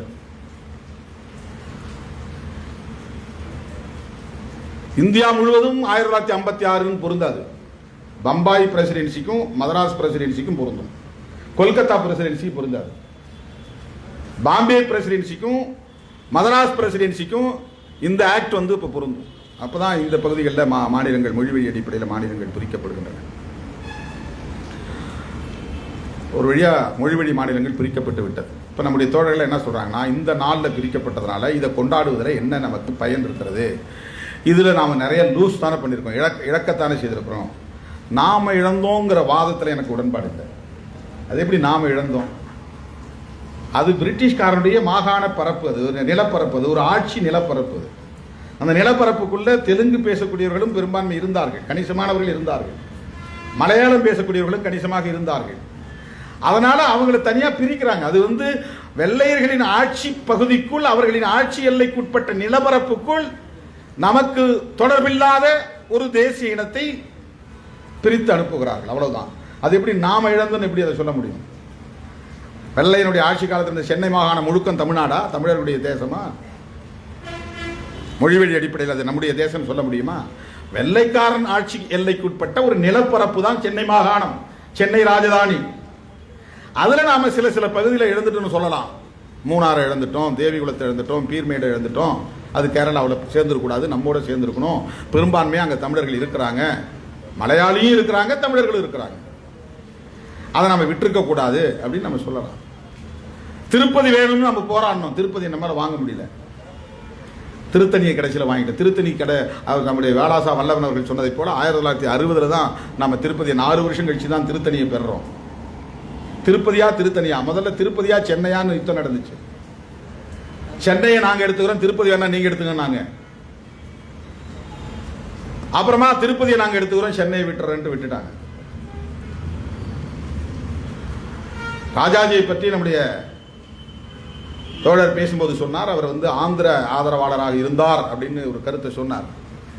ஆனால் அம்பேத்கருடைய எழுத்தில் என்ன குறிக்கப்பட்டிருக்குன்னா, அதை தோழர் ஆழ்ந்து படிக்கணும். அம்பேத்கர் என்ன சொல்றாருன்னா, சென்னையை தலைமையிடமாக கொண்டு ஆந்திரர்கள் இயங்குவதற்கு ஒரு பொழுது கூட ஒத்துக்கொள்ள மாட்டார் தமிழ் இனவாதியாக இருக்கிற ராஜாஜி அப்படின்னு பதிவு பண்ணியிருக்கிறார். ராஜாஜியை அம்பேத்கர் தமிழ் இனவாதின்னு பார்க்குறாரு, ஒரு இனவாதம் பேசக்கூடிய ஆள் அப்படின்னு பார்க்குறாரு. மொழிபெயர்த்தவங்க தப்பா பண்ணாங்களான்னு தெரியல, ஆங்கிலத்தை பார்க்கணும், ஆங்கிலத்தில் என்ன இருக்குன்னு பார்க்கணும். ராஜாஜியை புரட்சியாளர் அம்பேத்கர் அவர்கள் தமிழ் இனவாதம் பேசக்கூடிய ஒரு அடிப்படைவாதியாக பார்க்கிறார். அப்ப சென்னையை தமிழ்நாட்டோடு இணைப்பதா ஆந்திர எல்லையோடு இணைப்பதாங்கிற யுத்தம் நடந்ததை போல திருத்தணி ஆந்திராவில் இருந்து அதன் பிறகு போராடி மீட்ட வரலாறு நடந்திருக்கிறது. வந்துருச்சு. இந்த இடத்துல நாம் இதை இறையாண்மை நாள் என்று கொண்டாட வேண்டும் என அறிவிப்பு செய்ததற்கு அடிப்படையான கருத்தியல் என்னவென்றால், மாநில அரசுகள் தமிழ்நாடு மட்டும் மொழிவழி அடிப்படையில் தேசிய இனங்கள் பிரிந்திருக்கிற நிலையில் தேசிய இனங்களின் அரசுகளை தனித்து இயங்கக்கூடிய அரசாக அங்கீகரிக்க வேண்டும். அவங்க மாநில உரிமைகளை பறிக்கக்கூடாது. ஆனால் இன்னைக்கு என்னென்ன அதிகாரத்தை பட்டியல்படுத்திட்டாங்க. State list, central list, concurrent list.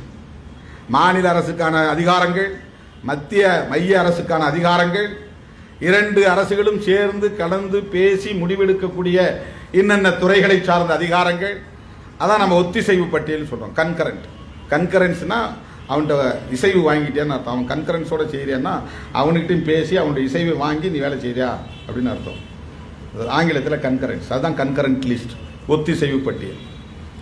பொதுவாக இந்த ஒத்திசைவு பட்டியல் 2 பேருக்கும் பொதுன்னா வலுவானவன் தான் தூக்கிட்டு போயிடுவான். இது 2 பேரும் வச்சுங்க பாருன்னா எவன் வலுவாருன்னா அப்படின்ட்டு ஓடிடுவான். அப்போ மத்திய அரசு ஒன்றிய அரசு வலுவான அரசுங்கிறதுனால ஒத்திசைவு பட்டியலில் இருக்கிற எல்லா அதிகாரங்களையும் அவனே பயன்படுத்துறான். இப்போ மத்திய அரசுக்கு இருக்கிற அதிகாரங்களையும் ஒத்திசைவு பட்டியலில் இருக்கிற அதிகாரங்களை இணைச்சா அவன் மட்டும் 144 துறைகளுக்கான அதிகாரங்களை கையில் எடுத்துக்கிறான். மாநில அரசுகளுக்கான அதிகாரங்கள் வெறும் 66 தான் இருக்கு. கனிம வளம் மாநில அரசுக்கு கிடையாது. சுற்றுச்சூழல் பாதுகாப்பு மாநில அரசுகிட்ட கிடையாது. வனத்துறை பாதுகாப்பு மாநில அரசுகிட்ட கிடையாது. கடல் வளம், கடல் பாதுகாப்பு மாநில அரசுகிட்ட கிடையாது. விண்வெளி பாதுகாப்பு மாநில அரசுகிட்ட கிடையாது. போஸ்டல் மாநில அரசுகிட்ட கிடையாது. டெலகிராம் மாநில அரசுகிட்ட கிடையாது. ரயில்வே மாநில அரசு கிடையாது. பேங்கிங் சர்வீஸ் மாநில அரசு கிடையாது. இன்சூரன்ஸ் மாநில அரசு கிடையாது. இந்த மாதிரி சொல்லிட்டே போலாம். ஒரு மாநிலத்துக்கு வாழ்வாதாரம் அல்லது பொருளாதாரம் கிடைக்கக்கூடிய முக்கியமான துறைகள் எல்லாம் மத்திய அரசுடைய கட்டுப்பாடு இருந்துச்சு. உன் வீட்டில் பட்டா நிலத்துல குவாரி இருந்தா கூட நீ கீழே உடைச்சி எடுக்கிறதுனா அது உனக்கு உரியதல்ல. அது அரசாங்கத்திட்ட அனுமதி வாங்கணும். அதில் மத்திய அரசு வரையிலும் உங்களுக்கு கிளியரன்ஸ் வாங்கணும். இப்போ கீழே நம்ம ஊருக்கும் கீழே மீத்தேன் இருக்குது, அல்லது பெட்ரோல் இருக்குது, அல்லது டீசல் இருக்குது. இது நம்ம நாட்டு நம்ம மாநிலத்துக்கானது. நீ ஒரு ஆலையை அங்கே நிறுவி அதை எடுத்து சுத்தப்படுத்தி கொள்ள உனக்கு அதிகாரம் கிடையாது. மத்திய அரசு தான் செய்ய முடியும். நிலக்கரி இருக்கா, நீ எடுக்க முடியாது. அவன் எடுத்துக்குவான், உனக்கு ஏதாவது ராயல்ட்டினா கொடுப்பான்.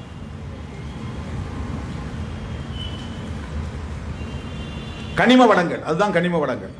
நிலத்துக்கு அடியில் இருக்கிறது பூரா அவனுக்கு, நிலத்துக்கு மேல இருக்கிறது பூரா அவனுக்கு, கடல்லாம் அவனுக்கு, காடுலாம் அவனுக்கு. வரி வசூல்ல பெரும்பான்மை அவனுக்கு. அவன் தான் எல்லா வரியும் போட்டு வசூலிச்சுக்குவான். ஸ்டேட் டாக்ஸ்ங்கிறது ரொம்ப கம்மி, ரொம்ப கம்மி. இப்போ ஜிஎஸ்டின்னு ஒன்று கொண்டு வந்துட்டான். நாம் வசூல் பண்ணி அவனுக்கு கொடுத்தா அதில் மத்திய அரசுக்கு போகிற இந்த சென்ட்ரல் ஜிஎஸ்டின்னு ஒன்று இருக்குது. அதில் அவன் பார்த்து நம்ம கொடுக்கணும். இப்போ பெண்டிங் 16,000 கோடியோ 18,000 கோடியோ பெண்டிங் இருக்குது. இதை நம்ம சுட்டி காட்டினா அவன் வந்து தெரியாமல் பேசுகிறாருங்கிறான். ஸ்டேட் வசூலிக்கிறது வேறு, நாம் சென்ட்ரல் வசூலிக்கிறது தான் பேசுகிறோம். சென்ட்ரல் ஜிஎஸ்டின்னு ஒன்று இருக்குது, அதுக்கு இவன் தான் வசூல் பண்ணி கொடுக்குறான். தண்டல்காரன் மாநில அரசு ஒவ்வொருத்தனும் தண்டல் வசூலிச்சு கொடுக்குறவன். இவன் வசூலித்து அவனுக்கு கொடுத்துருவான். அவன் பார்த்து இவனுக்கு பிரித்து கொடுப்பான். ஏன் நீ எடுத்துகிட்டு கொடுறான்னு சொல்கிறது? இது ஒரு தாராயுசம் தானே. சென்ட்ரல் ஜிஎஸ்டி கூட வசூல் பண்ணி உனக்கானது என்னவோ அதை நீ எடுத்துக்க, என்கிட்ட மிச்சத்தை கட்டுன்னா முடிஞ்சு போச்சு, ஒரே வேலையில் முடிஞ்சது. ஆனால் இவனுக்கு அனுப்பிச்சிருமா, அப்புறம் அவன் கொடுப்பானா. இப்போ மைய அரசிடம் அதிகாரங்கள் குவிந்து கிடக்கின்றன. ஏன்? கான்ஸ்டிடியூஷன் மட்டும் காரணம் கிடையாது, அதுவும் காரணம் தான். ஆனால் அந்த மத்திய அரசாங்கத்தை ஆளக்கூடியவர்கள் என்ன கான்செப்ட்ல இருக்கிறாங்கிறது ரொம்ப முக்கியமான. காங்கிரஸ்காரன் தேசியவாதம் பேசுனதுக்கும் பிஜேபிக்காரன் தேசியவாதம் பேசுறதுக்கும் வித்தியாசம் இருக்குது. காங்கிரஸ்காரனும் தன்னை தேசியவாதிம்பா, இவனும் தன்னை தேசியவாதிம்பா, ரெண்டுக்கும் வித்தியாசம் இருக்குது. அவன் பேசிய இந்திய தேசியம்ங்கிறது நாட்டுப்பற்றின் அடிப்படையிலான தேசியவாதம், பேட்ரியாட்டிசம் பேஸ்ட் நேஷனலிசம். அதாவது நம்ம நாடு இந்தியா, நாம் எல்லாம் இந்தியர்கள், வெள்ளைக்காரனே வெளியேறு, அது அந்த அடிப்படையில் பேசின தேசியவாதம். நீ தமிழனா உணராத, நீ கேரளா மலையாளியா உணராத, நீ மராத்தின்னு சொல்லாத, இந்தியனா வா, நீ சீக்கியன்னு சொல்லாத, இந்துன்னு சொல்லாத, கிறிஸ்டியன் சொல்லாத, இந்தியனா வா. அப்போ பொது எதிரி வெள்ளைக்காரனா இருந்தான். அதனால காங்கிரஸுக்கு அப்படி ஒரு தேசியவாதத்தை பேச வேண்டிய தேவை இருந்தது. காந்தியும் பேசினார். காங்கிரஸ்காரனும் அதை தான் தேசியவாதம், தேசியவாதம், தேசிய ஒருமைப்பாடு, நேஷனல் இன்டகிரேஷன், நேஷனலிசம் அப்படின்னு பேசுனாங்க. அவங்கள்ட்ட அதிகமாக நாட்டுப்பற்றுங்கிற சொல்ல நீங்கள் கேள்விப்படுங்க. இப்போ இவனுக்கிட்ட இருக்கிறது நாட்டுப்பற்று இல்லை, மதப்பற்று. இவன் பேசுகிற தேசியவாதம் நாட்டுப்பற்றின் அடிப்படையிலான தேசியவாதம் அல்ல, மதப்பற்றின் அடிப்படையிலான, மதவெறியின் அடிப்படையிலான மதவழி தேசியவாதம். ஏன் பிஜேபி எதிர்க்கிறோங்கிறதுக்கு அதுதான் முக்கியமான காரணம். மதவழி தேசியவாதத்தை கட்டமைக்கணும்னா எது எது இடையூறா இருக்குன்னு அவன் பார்க்கறான். மதவழி தேசியவாதத்தை கட்டினா இந்து நாடுன்னு அறிவிக்க முடியும். இந்து மதம் தான் இந்தியாவின் அரச மதம், இந்துக்கள் பெரும்பான்மையாக வாழ்கிறார்கள், அதனால் இந்தியாவை இந்து நாடு என்று அறிவிக்க வேண்டும், இந்து ராஷ்டிரம். இதை அமைப்பதற்கு தடையாக இருப்பது இந்தியன் கான்ஸ்டிடியூஷன். இந்திய கான்ஸ்டிடியூஷன் அதுக்கு ஒத்துக்கல. புளூரலிசத்தை இது ஒத்துக்குது, இதை அனுமதிக்குது. புளூரலிசம் மட்டுமில்லை, ஜனநாயகம் தான் இங்கே வந்து அடிப்படையான இந்திய தேசத்தை கட்டமைப்பதற்கான அடித்தளம். ஜனநாயகம் தான் அடித்தளம். ஜனநாயக முறை தான் நமக்கு தேவை. ஜனநாயகத்தை சொல்லுது. ஜனநாயகத்தை சொல்றதுக்கு தான் ஜஸ்டிஸ், லிபர்ட்டி, ஃப்ரெட்டர்னிட்டி, ஈக்குவாலிட்டி என்று சொல்லுகிற இந்த கொள்கைகள். இதுதான் சோசியல் ஜஸ்டிஸ்ங்கிற ஒரு புதிய கருத்தியலை உருவாக்குது. சோசியல் ஜஸ்டிஸ்ங்கிறது உன்னையும் என்னையும் ஆளாக்குது, எம்பவர் பண்ணுது. இல்லைனா திருமாவளவன் எங்கேயோ யாருக்கிட்டையோ மாடு மேய்ச்சி இருந்திருப்பான், சாணவாரி இருந்திருப்பான், கோவணம் கட்டி கிடந்திருப்பான். இந்நேரம் வந்து கூன் விழுந்து, கண்ணெல்லாம் குழி விழுந்து, கண்ணமெல்லாம் எலும்போடு ஒட்டி கிடந்திருக்கும், எங்கேயே கிடந்திருப்பான். 50-60 வயசுலாம் கிராமங்களில் முதுமை அடைஞ்சிடுறாங்க. ஏன்னா அப்படி உறிஞ்சினான் ரத்தத்தை. ஆடு மாடு மேய்க்கிற ஒரு வந்து வேலைக்கு கூலி நிர்ணயமே கிடையாது சமூகத்தில். இப்போ என் கண்ணுக்கு முன்னாலே நான் பார்த்துருக்கேன் சமூகத்தை. எங்கள் அப்பாலாம் 8வது வரலும் படித்தவர். ஆனால் அப்படி ஒரு கொடுமையை அவர் அனுபவிச்சார். 8வது வரலும் படித்தவர். வரலாற்றை அப்படியே புத்தகத்தை பார்க்காம பாடம் நடத்தக்கூடிய ஒரு பேராசிரியரை போல சொல்லக்கூடிய ஆற்றல் உள்ளவர். 8வதுல படித்த வரலாறு, நவாப்பு படையெடுப்பிலிருந்து எல்லா ஆற்காட்டு நவாப்பு வரலாறுலேருந்து, கிருஷ்ணதேவராயர் படையெடுத்து வந்த மாலிகாப்பூர் படையெடுப்பிலிருந்து எல்லாவற்றையும் அப்படியே தலைகீழ சொல்லக்கூடிய ஆற்றல் உள்ளவர் எங்கள் அப்பா. ஆனால் 10 வயசு பையன்கிட்ட அவன் இவன் அப்பா ராமான்னு பேரை விட்டு கூப்பிடுவான். இதுதான் இந்த சமூகம்.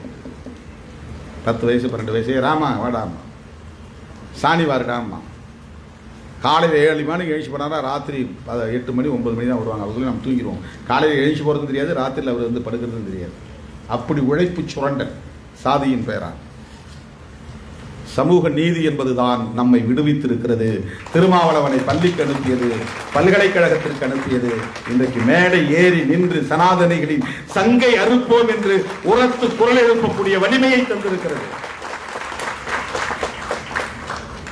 சமூக நீதி. அந்த சமூக நீதியை தருகிற ஒரு பெரிய ஆயுதம் தான் அரசியலமைப்பு சட்டம். இந்த அரசியலமைப்பு சட்டம் அவன் விரும்புகிற மதவெறியின் அடிப்படையிலான ஒரு தேசத்தை உருவாக்க இதை அனுமதிக்கவில்லை. இது புளூரலிசத்தை அனுமதிக்கிறது, பன்மைத்துவத்தை அனுமதிக்கிறது. அதனால் அவன் அடிப்படை உண்மையிலே அவன் சனாதனுடைய முதல் எதிரி கான்ஸ்டிடியூஷன் தான், முதல் எதிரி அம்பேத்கர் தான். ஆனால் அவன் வெளியில் நடிக்கிறான், நாடகம் ஆடுறான், கான்ஸ்டியூஷன் மேலே கை வச்சு ப்ராமிஸ் பண்ணுறான், அம்பேத்கர் காலை தொட்டு வணக்கம் தெரிவிக்கிறான், அம்பேத்கரால் தான் நான் பிரதமரானங்கிறான். இதெல்லாம் சனாதனிகளின் நாடக அரசியல். ஆனால் உண்மையிலேயே அவர்கள் வெறுப்பதும் எதிர்ப்பதும் வேறறுக்க துடிப்பதும் புரட்சியாளர் அம்பேத்கரையும் அவருடைய கொள்கைகளையும் அவர் எழுதிய அரசியலமைப்பு சட்டத்தையும் தான். இந்த சட்டம் நேஷன் என்கிற ஒன்றை கட்டமைக்க வேண்டும் என்று விரும்பினாலும் அது பன்மைத்துவத்தை சிதைக்காத ஒரு தேசத்தை கட்டமைக்க வேண்டும்.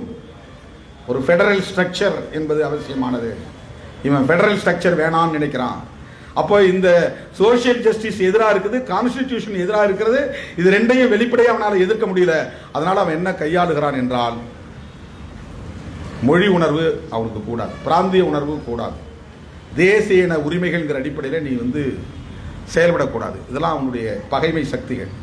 தேசிய இனம் கூடாது, தேசிய இன அடிப்படையிலான மாநிலங்கள் கூடாது. இதனால தான் ரீஜனல் பார்ட்டிஸ்ங்கிறதே வருது, மாநில கட்சிகள் வருது. மாநில கட்சிகள் வர்றதுனால தான் ராஜ்யசபாவில் அவனுடைய எண்ணிக்கை குறையுது. இந்த மாநில கட்சிகள்லாம் இங்கே எம்பி எலெக்ஷனில் ஜெயிச்சிடறாங்க, எம்எல்ஏ எலெக்ஷனில் ஜெயிச்சிடறாங்க. அப்போ இவனுடைய ரெப்ரசன்டேஷன் இன் ராஜ்யசபாங்கிறது கூடியிருக்கு. லோக்சபாவில் அதிகமான இடங்களை பெற்றாலும் ராஜ்யசபாவில் மாநிலங்களவையில் மாநில கட்சிகளின் எண்ணிக்கை தான் அதிகமாக இருக்கு. அப்போ ரெண்டு அவையில் அவன் சட்டத்தை நிறைவேற்றுறதுல அவனுக்கு சிக்கல் வருது. லோக்சபாவில் நிறைவேறுது, ராஜ்யசபாவில் நிறைவேறல. அப்போ இவன் என்ன நினைக்கிறான்னா, மாநில கட்சிகளே கூடாது, மாநில கட்சிகளே இருக்கக்கூடாதுன்னா ரீஜனலிசம் பிராந்தியவாதம் கூடாது, பிராந்தியவாதம் கூடாதுன்னா மொழிவழி தேசியம் கூடாது, தேசிய இன அரசியல் கூடாது, பன்மைத்துவமே கூடாது, ஒரே தேசம் ஒரே கலாச்சாரம். அப்ப ஒரே மதம் இந்தியாவில் இருக்க வேண்டும். அப்பதான் ஒரே தேசியத்தை, மதவாத தேசியத்தை கட்டமைக்க முடியும். ஒரே கலாச்சாரம் இருக்க வேண்டும். அப்போதுதான் அவன் ஒரே இந்து ராஷ்டிரத்தை அவன் உருவாக்க முடியும். அவன் இந்திய ராஷ்டிரம் கூட இந்து ராஷ்டிரத்தை உருவாக்க முடியும். ஒரே மதம் இருந்தால்தான் ஒரே கலாச்சாரம் இருக்கும், ஒரே மொழி இருந்தால்தான் ஒரே கலாச்சாரம் இருக்கும், ஒரே தேசம் ஒரே கலாச்சாரம் இருந்தால்தான் ஒரு தேசியத்தை அவனால் கட்டமைக்க முடியும், ஒரு தேசியவாதத்தை கட்டமைக்க முடியும். இந்து மதவழி தேசியவாதத்தை கட்டமைப்பதுதான் பிஜேபியின் கனவு திட்டம். இந்த நிலையில்தான் நாம் மொழிவழி தேசியத்தை இந்தியா முழுவதும் வளர்த்தெடுக்க வேண்டும். தமிழ்நாட்டில் மட்டும் கிடையாது. அவன் செய்யறானா செய்யலையா, நம்மால செய்ய முடியுமா செய்ய முடியாது, நம்முடைய கான்செப்ட் அதை நம்ம வெளிப்படுத்தணும். தமிழ்நாடு, தமிழர் நலன், தமிழ்நாட்டு நலன், தமிழ் மொழி நலன் அப்படிங்கிறதோட சுருக்கி கொள்ளாமல் எல்லா தேசிய இனங்களும் தனித்து இயங்க வேண்டும். எல்லா தேசிய இனங்களுக்கும் தாயகம் உண்டு என்பதை அங்கீகரிக்க வேண்டும். எல்லா தேசிய இனங்களுக்குமான அரசியல் கோட்பாடாக அவர்களின் தேசத்திற்கான ஒரு தேசியம். இப்ப தமிழ் தேசியம்னா தமிழ் தேசம் அப்படிங்கறத அங்கீகரிச்சாதான் தமிழ் தேசியம்னு வரும். தமிழ் தேசம் இல்லாம தமிழ் தேசியம் கிடையாது. இந்திய தேசத்துக்குள்ளேயே நான் இருப்பேன், ஆனா தமிழ் தேசியம் பேசுவேன்னா அது ஒரு முரண் தான். நான் இந்திய தேசியத்தை எதிர்க்க மாட்டேன், சமூக நீதியை வென்றெடுத்து தந்த பெரியாரைத்தான் எதிர்ப்பேன். பெரியாரால் தான் திமுக வந்துச்சு, திமுகவால தான் இங்க தமிழர் நலன் கெட்டு போச்சு. நீ திமுகவை எதிர்த்துக்க, அது வேறு விஷயம், அது ஒரு அரசியல் கட்சி. ஆனால் தமிழ் தேசியத்தின் உண்மையான எதிரி எது? இந்தியாவை ஒரே தேசியமாக கட்டமைக்க துடிக்கிற கான்செப்ட் தான் எதிரி.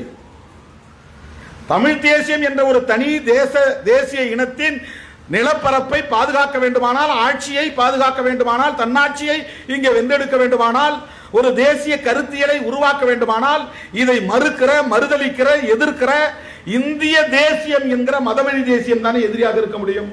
உண்மையான ஒரு தமிழ் தேசியவாதி இந்து மதவழி தேசியத்தை தான் முதல் பகையாக பேசுவான். இந்து மதவழி தேசியத்தை ஒன் நேஷன் ஒன் கல்ச்சர் என்று சொல்லுகிறவன் தான் தமிழ் தேசியத்தின் முதல் எதிரி. மத வெறியை பேசுகிறவன் தான் தமிழ் தேசியத்தின் முதல் எதிரி. ஒரே தேசம் ஒரே கலாச்சாரம் என்கிற கருத்தியலை உயர்த்தி பிடிப்பவன் தான் தமிழ் தேசியத்தின் முதல் எதிரி.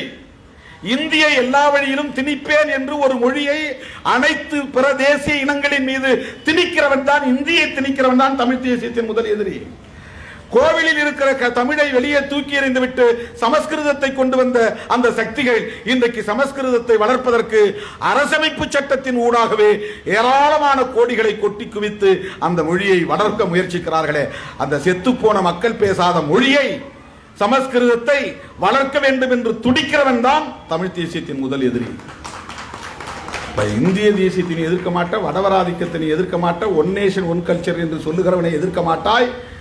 ஒரே தேசியமாக, மதவழி தேசியமாக இதை கட்டமைக்க வேண்டும் என்று துடிக்கிற சதிகார கும்பலை, சனாதன கும்பலை எதிர்க்க மாட்டாய். பெரியாரை எதிர்ப்பேன் என்று சொன்னால் பெரியார் இந்திய தேசியம் பேசியவரா? இந்தியை ஆதரித்தவரா? சமஸ்கிருதத்தை ஆதரித்தவரா? ஒரே தேசம் ஒரே கலாச்சாரம் என்கிற கருத்தை ஏற்றுக்கொண்டவரா? அதற்கு உடன்பட்டவரா? அப்படிப்பட்ட கூறுகள் அவரிடத்தில் வெளிப்பட்டனவா? கருத்தியல் சார்ந்து இதற்கு விளக்கம் அளிக்க இங்கு யாரும் இல்லை. பெரியார் தான் திராவிடம் ஒன்று புதுசாக உருவாகி, திராவிடம்ங்கிறது காலப்போக்கில் உருவாகிற கருத்தியல். 1956க்கு பிறகுதானே உனக்கே தமிழ் தேசியங்கிற உணர்வே வருகிறது. அவன் உருவாக்குனதுனால தானே நமக்கு வருது. நாமும் பேசுறோம், எனக்கும் சொல்றேன். தமிழ் தேசியங்கிற உணர்வு எனக்கு ஏன் வந்தது? மொழிவழி அடிப்படையில் மாநிலங்கள் பிரிந்து போனதனால் இது தமிழர்களின் தேசம் என்று நாம் உணர்கிறோம், தமிழ் தேசியம் பேசுகிறோம். இல்லைன்னா அது இட போறதில்லை. அப்ப நாம எல்லாம் பிறக்கிறதுக்கு முன்னாடியே மொழிவழி அடிப்படையில் மாநிலத்தை பிரிச்சுட்டான்.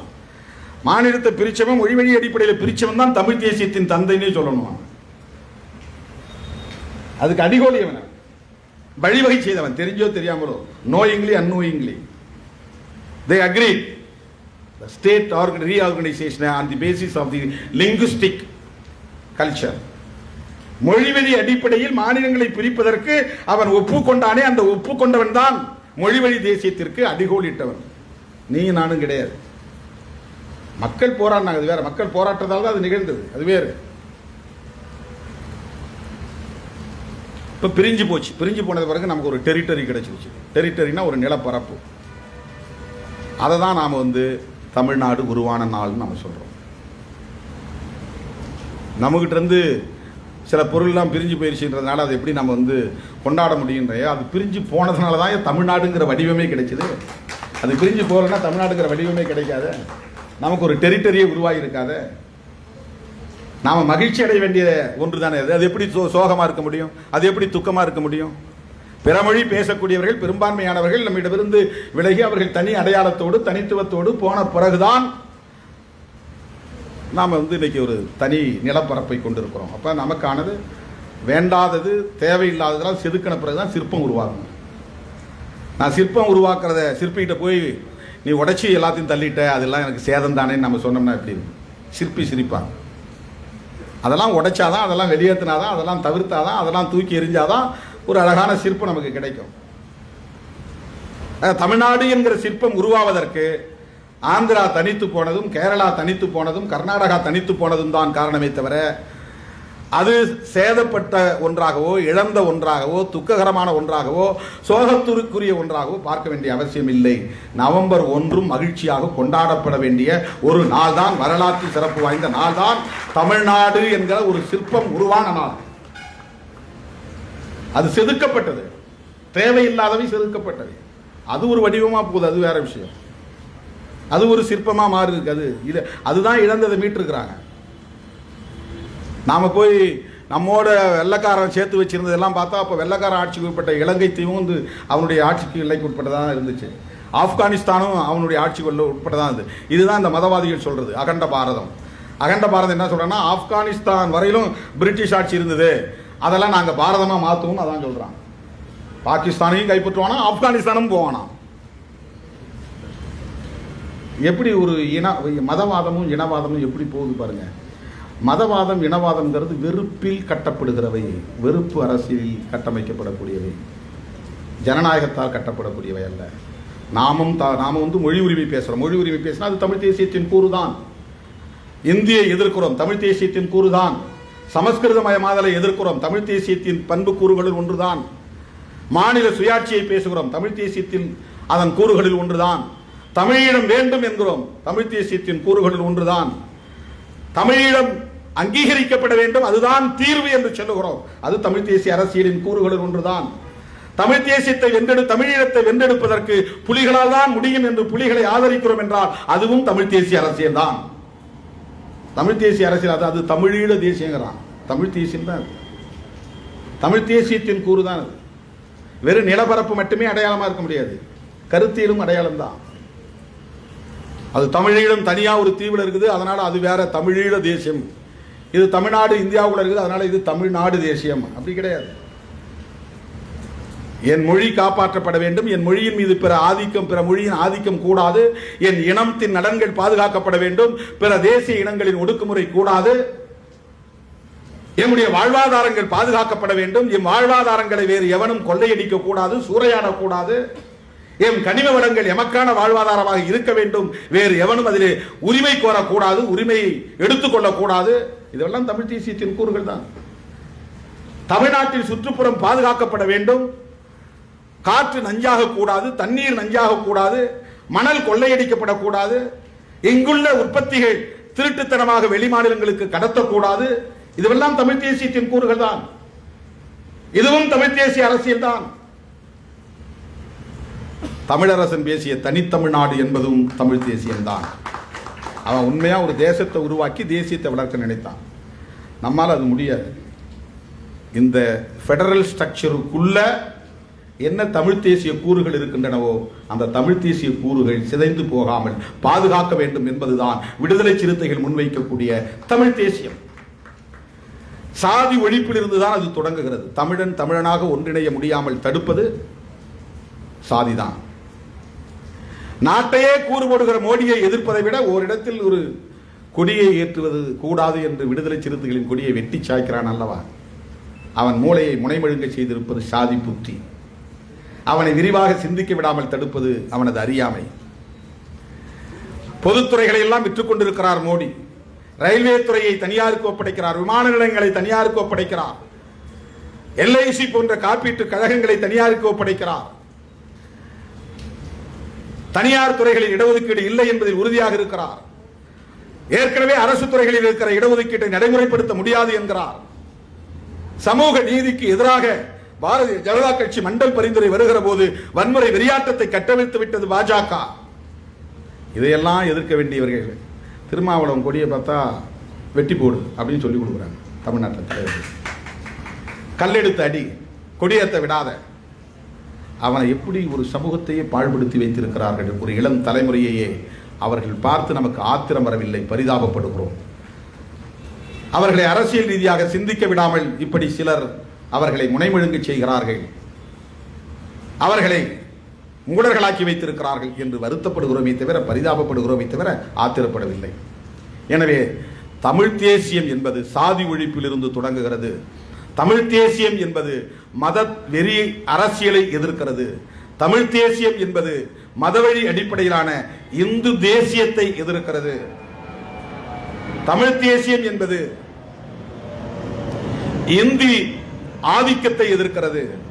தமிழ் தேசியம் என்பது சமஸ்கிருத மயமாதலை எதிர்க்கிறது. தமிழ் தேசியம் என்பது பன்மைத்துவத்தை அங்கீகரிக்கிறது. தமிழ் தேசியம் என்பது சமூக நீதியில் இருந்து தொடங்குகிறது. எல்லோரையும் அனுமதிக்க வேண்டும், அங்கீகரிக்க வேண்டும். அவர்களை அதிகார வலிமையுள்ளவர்களாக அனுமதிக்க வேண்டும், அங்கீகரிக்க வேண்டும். எம்பவர்மெண்ட் ஆஃப் விளிம்பு நிலை மக்கள், மார்ஜினலைஸ்டு செக்ஷன்ஸ், விளிம்பு நிலை மக்களை அதிகார வலிமையுள்ளவர்களாக வளர்த்தெடுக்க வேண்டும். ஆகவே நமக்கான முகம் சமூக நீதி முகம், நமக்கான அடையாளம் சாதி அடையாளம் அல்ல, சமூக நீதி அடையாளம். நமக்கான கோட்பாடு சமூக நீதி தான். நமக்கான அரசியல் சமூக நீதி அரசியல். சமூக நீதியை காப்பாற்ற வேண்டுமானால் பெரியார் தேவை, அம்பேத்கர் தேவை. பெரியாரும் அம்பேத்கரும் சமூக நீதியின் பாதுகாவலர்கள், சமூக நீதியின் தந்தைகள். அந்த அடிப்படையில் பெரியாரை எதிர்ப்பவர்கள் சமூக நீதியை எதிர்ப்பவர்கள் என்று புரிந்து கொள்ள வேண்டும். பெரியாரை எதிர்ப்பவர்கள் அம்பேத்கரையும் எதிர்ப்பார்கள். அது அப்படித்தான் நீளும். சாதி தூய்மைவாதம் தவறு என்றால் இன தூய்மைவாதமும் தவறு. இனவாதம் என்பது இன தூய்மைவாதமாக மாறும், இன தூய்மைவாதம் பாசிசமாக மாறும். சாதி உணர்வு சாதி வெறியாக மாறும், சாதி வெறி சாதி தூய்மைவாதமாக மாறும். சாதி தூய்மைவாதம் தான் ஆணவ கொலைகளுக்கு காரணமாக இருக்கிறது. அந்த சாதி தூய்மைவாதம் தான் பாசிசமாக மாறுகிறது. எனவே தமிழ் தேசியம் பேசுகிறவர்கள் யார் உண்மை யார் போலி என்பதை புரிந்து கொள்ள சமூக நீதிதான் அளவுகோல், அதுதான் ஸ்கேல். யார் உண்மையான தமிழ் தேசியம் பேசுகிறார்கள் என்று அறிந்து கொள்வதாக இருந்தாலும், அல்லது யார் உண்மையாக கருத்தியலின் அடிப்படையில் மக்களை அணிதிரட்டுகிறார்கள் என்பதை அறிந்து கொள்ள வேண்டியதாக இருந்தாலும், அடையாள அரசியலை பிடித்து தொங்குகிறவர்கள் யார், அதன் மூலம் மக்களை பிளவுபடுத்துகிறவர்கள் யார் என்பதை புரிந்து கொள்ள வேண்டியதாக இருந்தாலும், அதற்கு ஒரே ஸ்கேல் தான், ஒரே அளவுகோல் தான் சமூக நீதி. அந்த அடிப்படையில் தான் நாம் இந்த மொழிவழி அடிப்படையில் பிரிந்த மாநிலத்தையும் பன்மைத்துவத்தை இந்த தேசத்தில் பாதுகாக்க வேண்டும். மொழிவழி அடிப்படையில் பிரிந்த தேசிய இனங்களின் உரிமைகளை பாதுகாக்க வேண்டும். மொழிவழி அடிப்படையிலான தேசிய இனங்களின் மீது ஒரு மொழி ஆதிக்கத்தை திணிக்க கூடாது, இந்தி திணிப்பு கூடாது, சமஸ்கிருதமயமாதல் கூடாது, மதவெறி திணிக்க கூடாது, ஒரே தேசம் ஒரே கலாச்சாரம் கூடாது என்கிற அடிப்படையில் தான் நாம் தமிழ் நாடு உருவான நாளையும் வரலாற்று முக்கியத்துவம் வாய்ந்த நாளாக கருதி இந்த நிலப்பரப்பை எங்களுக்கான தாயகமாகவும் எங்கள் அரசியல் எங்களுக்கான தேசியம் என அங்கீகரிக்கப்பட வேண்டும் என்றும், எங்களை நாங்களே ஆண்டு கொள்ளக்கூடிய ஒன்றிய அரசு என்கிற பெயரால் அதிகாரத்தை குவித்துக் கொண்டு எங்கள் மீது ஆதிக்கம் செலுத்தாமல் எங்களை சுதந்திரமாக ஆளுவதற்கு அனுமதிப்பதற்கான ஒரு தன்னாட்சி உரிமையை வழங்க வேண்டும் என்கிற அடிப்படையிலும் இந்த நாளை இறையாண்மை நாளாக, தமிழர் இறையாண்மை நாளாக அறிவிக்க வேண்டும் என்று வேண்டுகோள் விடுக்கிறோம். விடுதலை சிறுத்தைகள் தொடர்ந்து இந்த நாளை தமிழர் இறையாண்மை நாளாகவே கடைபிடிப்போம் என்பதை சொல்லி, இந்த கருத்தியல் அடிப்படையிலே அங்கீகரித்து நமக்கு ஆதரவாக இங்கே கருத்துரை வழங்கிய தோழர் பொழிலன், தோழர் வாலாசா வல்லவன் உள்ளிட்ட தலைவர்களுக்கு எமது நெஞ்சார்ந்த நன்றியை தெரிவித்து வாய்ப்புக்கு நன்றி கூறி நிறைவு செய்கிறேன். நன்றி, வணக்கம்.